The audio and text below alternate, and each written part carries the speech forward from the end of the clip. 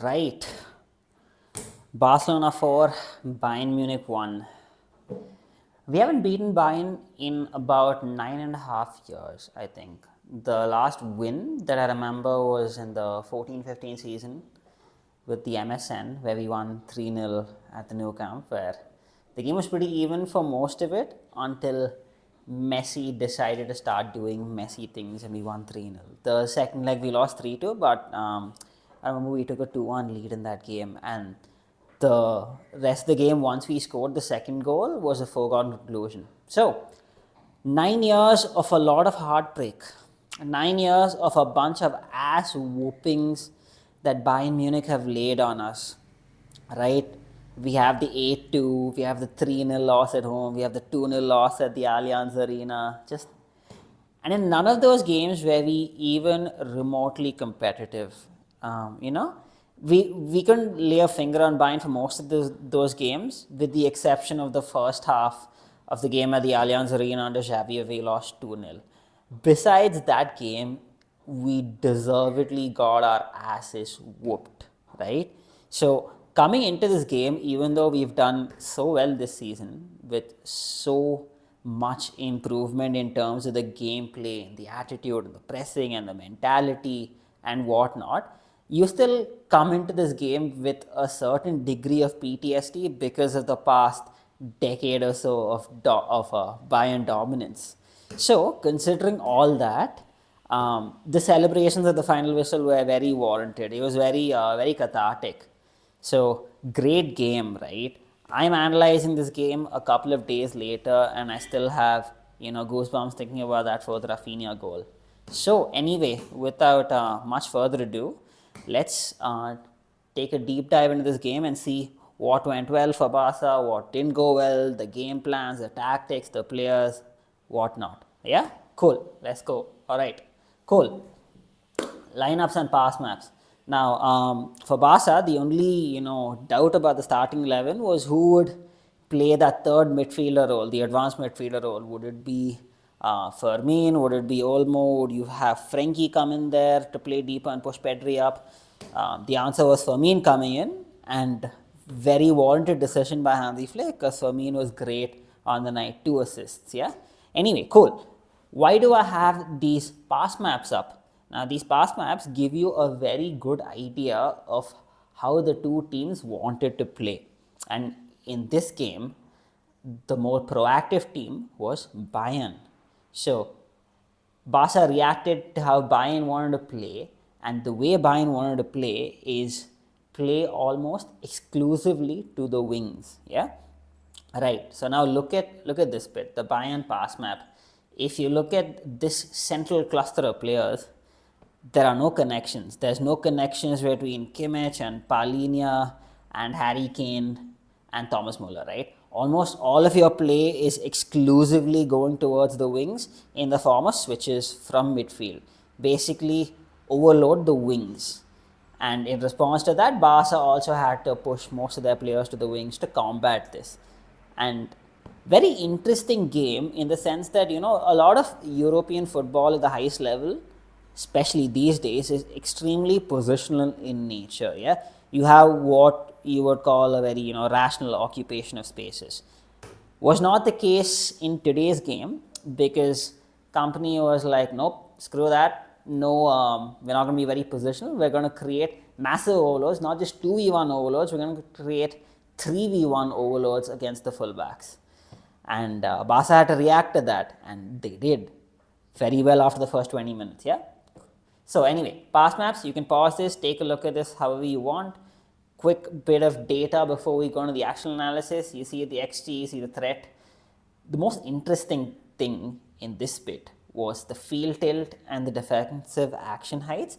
So Bayern had 80% of the field tilt here, as in they controlled 80% of the territory in Barca's half. Yeah, huge numbers. You will not see that in 99% of Barcelona games. Also, average the defensive action height.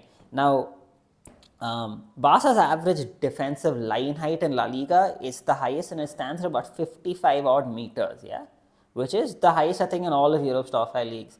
So for that number to go down from average of 50 to 55 to 40, whereas Bayern had a height of about 54 meters, tells you how high that Bayern defensive line was, and as a consequence, they pushed Barca a little bit deeper.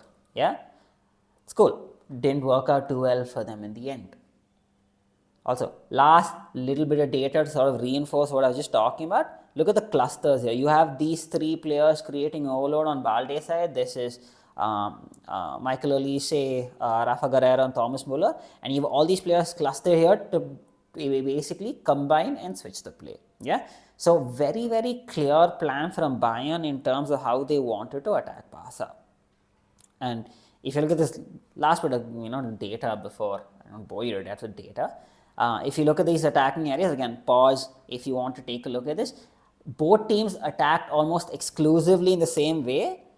And the reason for this is Bayern attack, leave space in behind, Barca attack, leave space in behind, Bayern attack. Very balanced game in that sense, where teams are basically running to exploit the space left in behind almost immediately. Yeah. Also, if you look at the ball progression and carrying from this game, it's almost all exclusively Bayern players.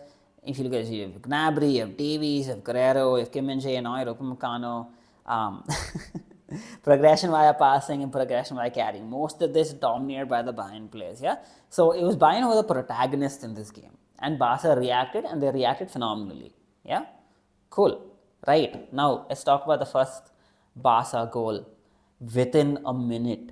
And this goal really sort of, it gave you a very clear idea as to what the intentions of the team were again, because I remember this very vividly. The moment Bayern kicked off, Rafinha made this absolute 100% effort, full tilt sprint to Neuer, who played it long. And Barca win the second ball after that. And what happens is, Bayern instantly, and I mean instantly, go for man. So you see this, you see Kim Min-jae is on lever deep into Barca's half. Now, luckily enough, the central combinations that we had here were absolutely amazing. So what happens is the ball's coming in a lever, Pedri is already playing for the layoff, and Muller is just like a split second too late. Yeah, split second too late. Pedri gets on the ball and he filters a really good pass in between these two converging Bayern players here to Fermin. And Fermin, look at this dude, Upamecano is ready to jump because Kim Min-jae has gone all the way over here. Kimmich has actually dropped back to cover him. So no fault of Kimmich, right? He's done the right thing. Upamecano also, he's basically a millisecond late, an absolute millisecond late. And in that time, Fermin, one touch, place it in behind the defensive line. Yeah, again, not an easy pass at all, and I won't blame any Bayern player here, because this is a structural deficiency of playing man to man. If you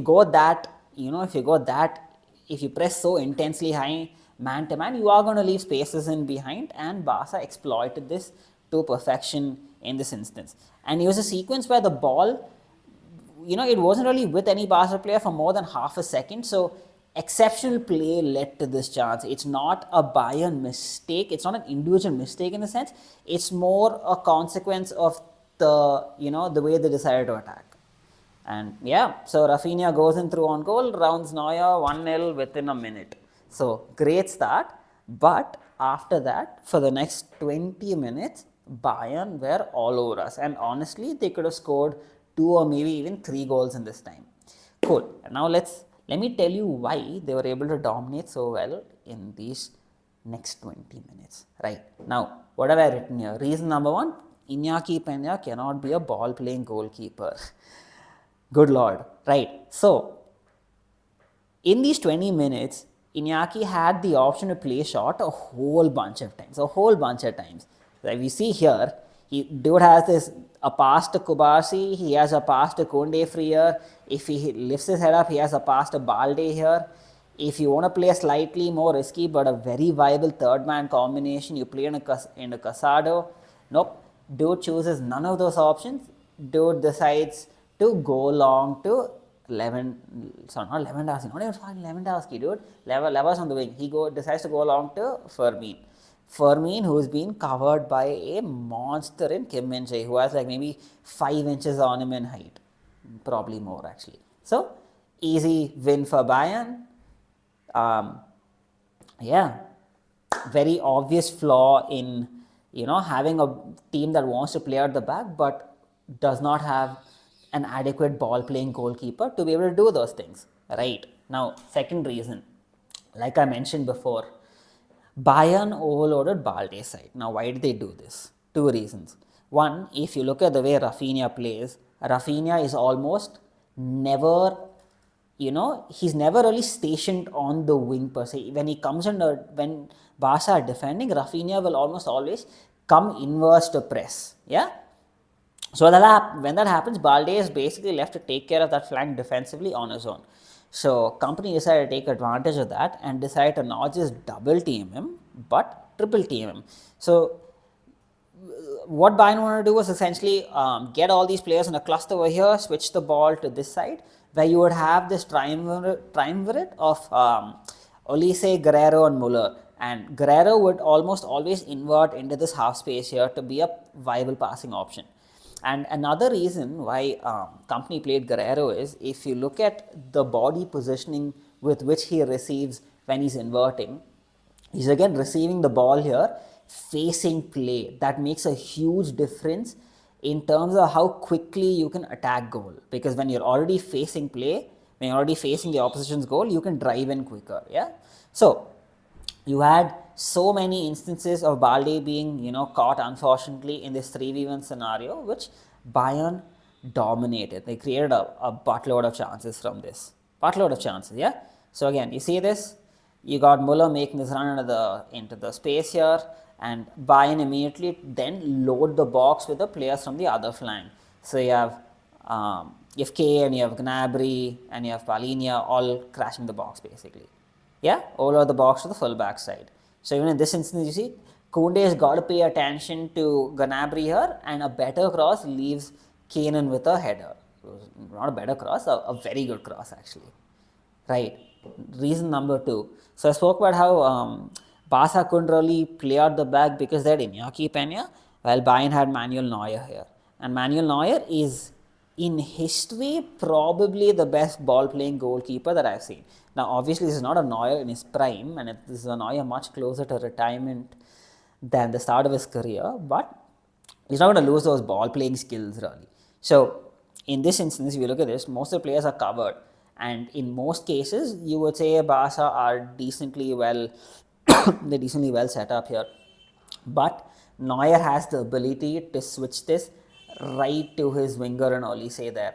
And you have Balde that's being pinned back by Muller, so he can't really go and press. So you got an easy pass there. And the moment Balde then has to turn his attention towards Olise, you have Muller attacking the space in behind. So very simple idea, and the execution was done really well from Bayern's side also. Yeah, very well done. So same instance, Olise plays it back to Guerrero. Guerrero again immediately facing play because he's left-footed, and Kane's ready to exploit the high line that Barca are playing. And Koundé is trying to play this offside trap, but bad decision because the three other defenders in this line are so far behind him that it's a pointless decision. Luckily enough here, Kane takes a slightly poor touch, yeah, and Peña comes in to clear. Cool. Third reason why we struggled in those first 20 minutes. We were up against possibly the best forward in European football when it comes to launching transitions from his own half. Kane is absolutely phenomenal at this. So again, same concept. You have all these players pinching in here to be able to switch the play. And who switches play? Probably second best in this Bayern side after Kimmich, it's Kane. So Kane drops in. Barca don't know who should be going to pick him up. So he ends up being the free man. Even when he's under a small amount of pressure, Kane can play through this because he's an exceptional player.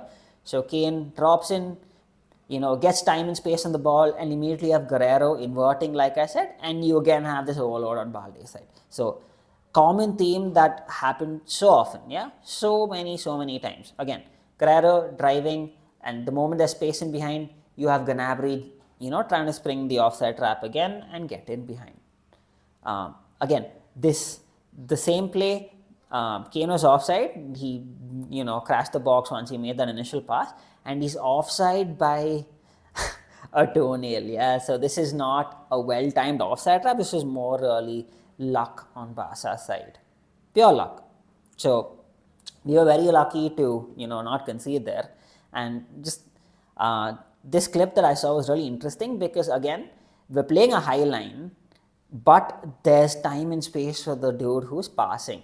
Now a cardinal sin is leaving the ball carrier with time and space when you're playing a high line. There's no if, buts, and maybes. If you're playing a high line, you have to press high. Yeah, otherwise it's suicidal. Now again, in this case, Kimmich decides to play the ball not towards the wings to switch. He plays the ball to Gnabry, and again, luckily he's offside by a hair.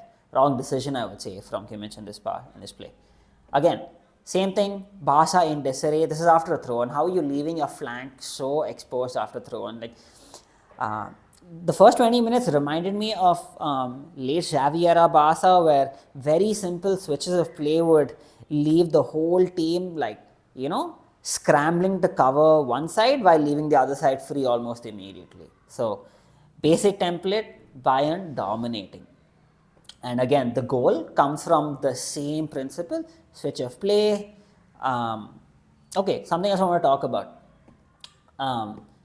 We have the switch of play, right? So look at Kane's positioning here. And I had mentioned here that this is very indicative of Bayern's game plan because Kane here is not trying to spring the offside trap. He knows that there is a switch of play incoming the moment Olise receives the ball and he's got his head up to play a pass. He knows the ball's going to come to Gnabry. And he's ahead of all the Barcelona defenders here. And he does that so that when Gnabry plays in the ball, he's onside. Yeah. So it's very indicative that Kane was able to see how this piece of play would play out, and he times his movement to perfection. Yeah.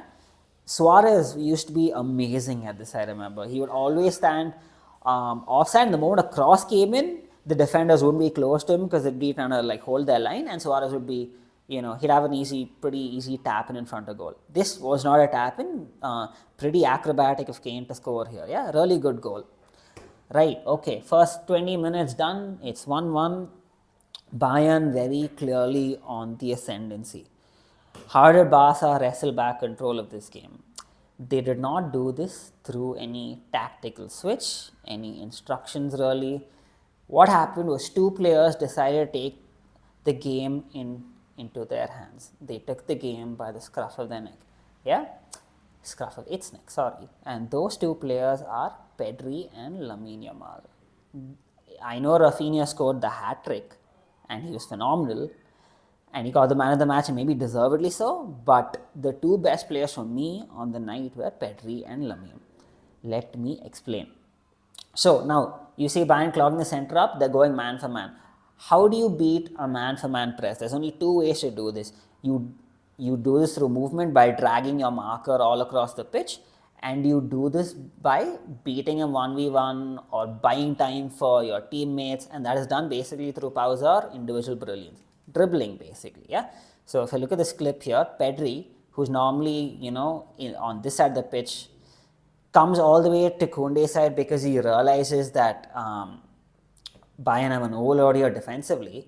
So he comes to the side, holds on to the ball, just the right amount of time to get Koundé some time and space on the ball. And look at what happens. The moment you have Koundé with time and space on the ball, because Bayern are going man for man, the moment there's a free man, you have basically panic in the Bayern defense. And this was, again, a common theme that happened all throughout the 90 minutes. The moment the man-to-man press is broken because somebody dribbled out of space or dribbled out of pressure or, timed their movements right, Barca had a lot of space to attack in behind with their, with the depth.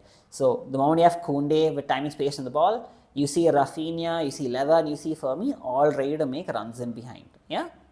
Cool. Again, the genesis of this play was Pedri holding on to the ball for the right amount of time here.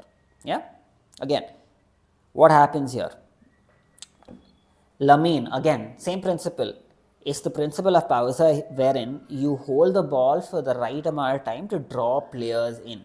Now, especially when you're playing a team that's been instructed to go man for man, to be extremely aggressive in their press, if you hold on to the ball, you can bet your ass that you're going to have players converging in on you. And you want to take advantage of that, right? So here, Lamine holds the ball for just the right amount of time. You have these two players focusing their attention on him, and Fermin notices this and immediately, attacks the space in behind. So draw players to create space. And what happens after that was, once they realize that Bayern are going to follow their players wherever they go, it naturally made sense for the rest of the team to drop back in to create that space in behind. So here again, you see Pau Kubarsi on the ball. And here, what I really liked about this pass was the simple pass here is the pass to Koundé. And honestly, it is also the logical pass because you have Casado who can drop into support. Now, in most cases, what would happen? The ball would come into Koundé would try and place to Casado, but Casado would have Muller behind him. Sorry, not Muller, I think that's Palinia. And the play would go backwards. But Pau Kubarsi, being the goddamn phenomenal best ball-playing centre-back in European football right now, filters this pass in beautifully. Yeah? He plays this in beautifully, and as this play builds, you have Lamine, who is normally stationed on the wing. Sidebar, yeah? Lamine almost always plays exclusively as a winger who drifts in a little bit, but in the Bayern game, he was all over the pitch dragging his markers. Anyway, cool. So, Pau filters this pass into Fermin, beautiful pass, arrowed in with just the right amount of tension on the ball, and Lamine dummies the ball here. So look at this, he's dragged Davies infield. Casado's here, he realizes the space is over there to Casado, beautiful dummy. Look at the space, it's huge, that is massive. Again, look at this, you have Kim Min-jae who's again come out to follow Leva, yeah? Sorry, that's not him, this is him here. Kim Min-jae coming to follow Leva, and look at this, your centre backs can't be in a position where they're so split. There's such a massive gap in between them, yeah? And Fermin, realizing this, attacks it, yeah? So just very illustrative of how easy it was after a point to be able to dismantle Bayern's man-to-man press. And we were able to dismantle it because we have two absolute magicians in Pedri and Lamine, yeah? Again, it's another clip that I've taken here.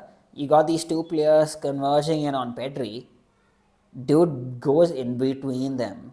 Beautiful piece of skill. And again, look at this gap. Huge, huge. You have, again, all these Bayern players running back in towards their own goal. Yeah. Just another example, Lamine. My guy holding on to the ball. Yeah. Just everything Lamine did in this game was just phenomenal. Top tier. Again, Lamine, you got this dude. You got Muller coming in. Nope. I'm just going to go past you. Look at this. Just so easily goes past him. And again, you have all this space in, and you got Rafinha, also attacking the space in behind the centre backs. Rafinha very rarely stays on the wing. He will go inwards to attack the space in behind.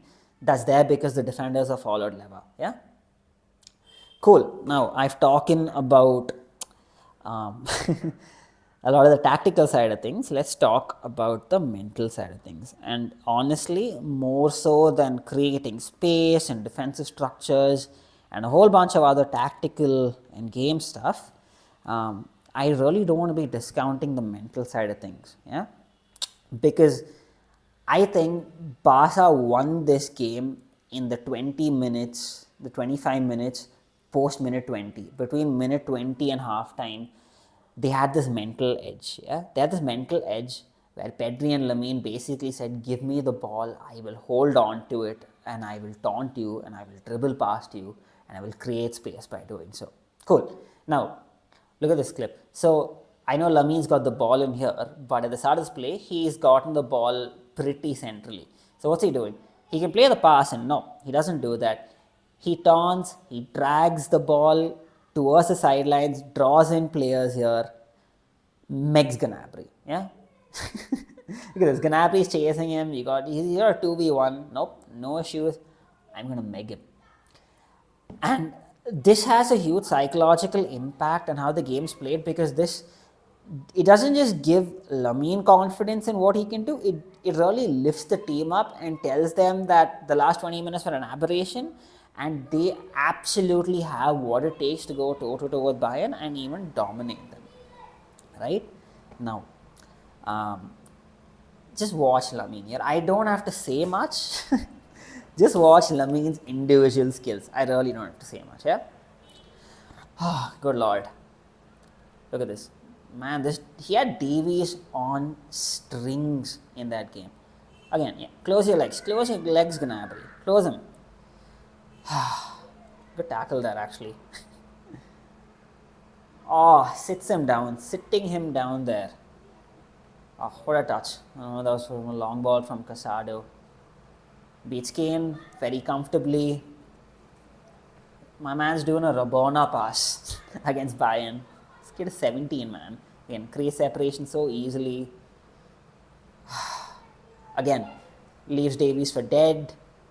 Oh, this is where the pass to Leva. Oh, Leva should have scored here, man. That would have been an unbelievable assist. Yeah, cool. I hope you enjoyed that. I put that in again just to show you that individual dribbling has such a huge psychological impact that you really cannot understate it. Yeah, it's huge. We can talk about the tactical side of things and build up and gameplay and plan and all that, but the mental side of things is equally, if not more important. Yeah. Lamine, man, what a player. Yeah. Little stat I found. So Lamine Yamal completed 6 dribbles against Bayern Munich, the most by a player aged under 18 in a Champions League game since you know who in December 2004. So basically almost 20 years on. Yeah, Lamine, man, I have no words for you.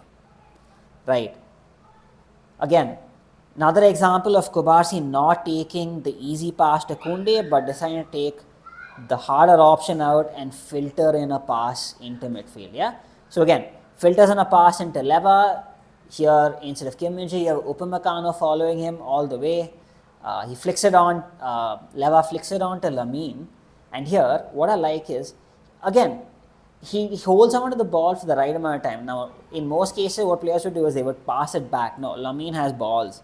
Holds on to the ball, releases Pedri, and again, because Upamecano has followed Leva all the way here, Rafinha, drifting centrally, decides to take advantage of the space. Phenomenal, man. The coordination here is just beautiful to watch.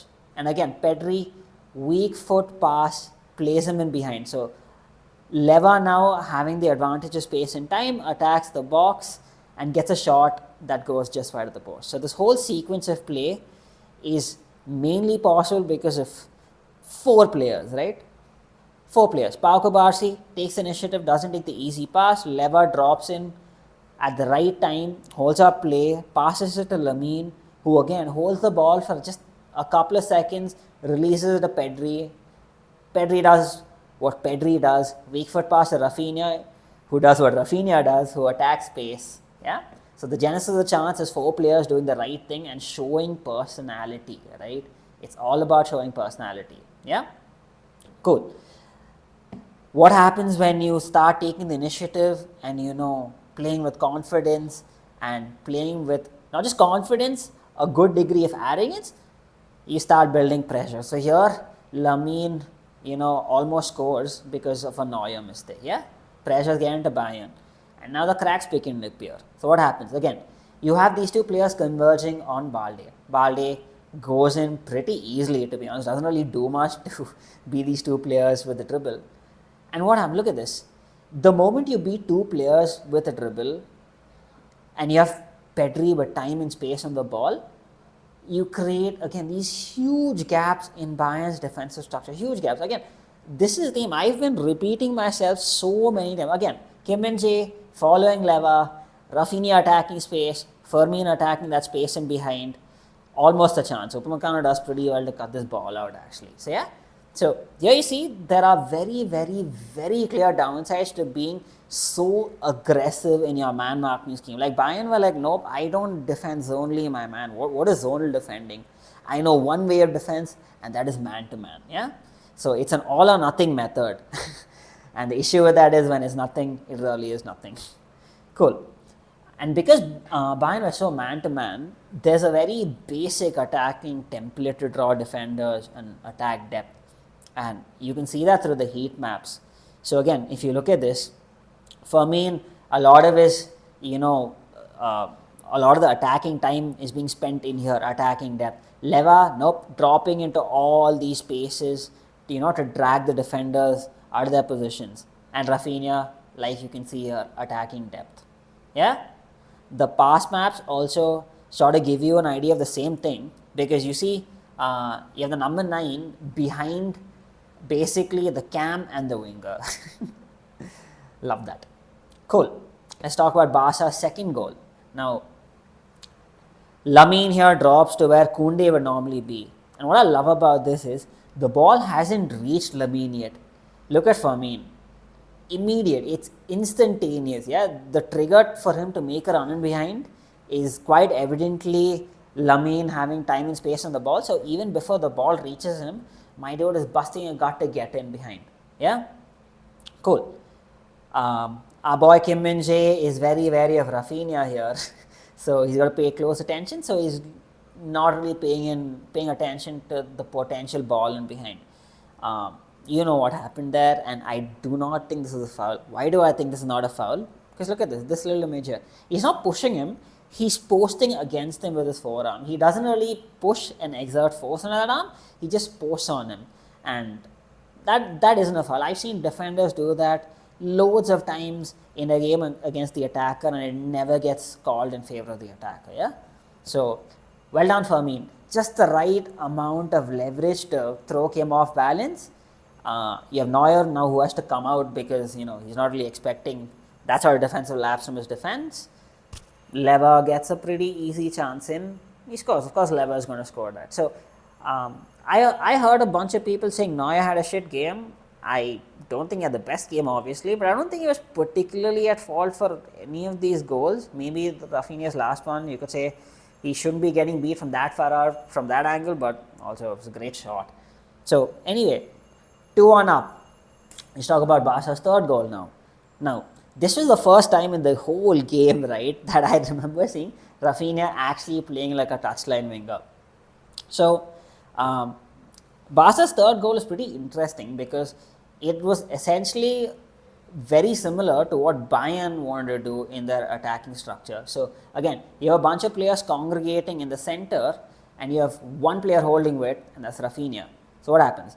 Casado gets the ball, and look at this ball is so inch perfect, right? Now, there's a difference between a good long ball and a great long ball. A good long ball just reaches its target. A great long ball reaches its target in a way that the player does not have to break stride, to control the ball. So Rafinha doesn't have to break stride. He doesn't have to take it on his chest, and halt that momentum. He can take it perfectly in his stride, which is what he does. Great finish, really, really good finish. From another angle, you can see the curl, and I absolutely would not blame Neuer here at all. Yeah, I do think that Upamecano should have done a lot better here, because what even is this? Like, how are you trying to tackle him, my dude? Like, stretch your leg out and block the shot, or go for the ball with some sort of authority. Don't just exist. So, pretty shit defending from Upamecano, if I have to be honest here. Right. So, Barca go on 3-1 up at the break. How do Bayern come out? Let's see. Did they come out any better? Did they come out with any changes in their defensive structure? Because they was getting, wrecked for the last 20 minutes of that half. No, they did not. They were like, we will stick by our principles.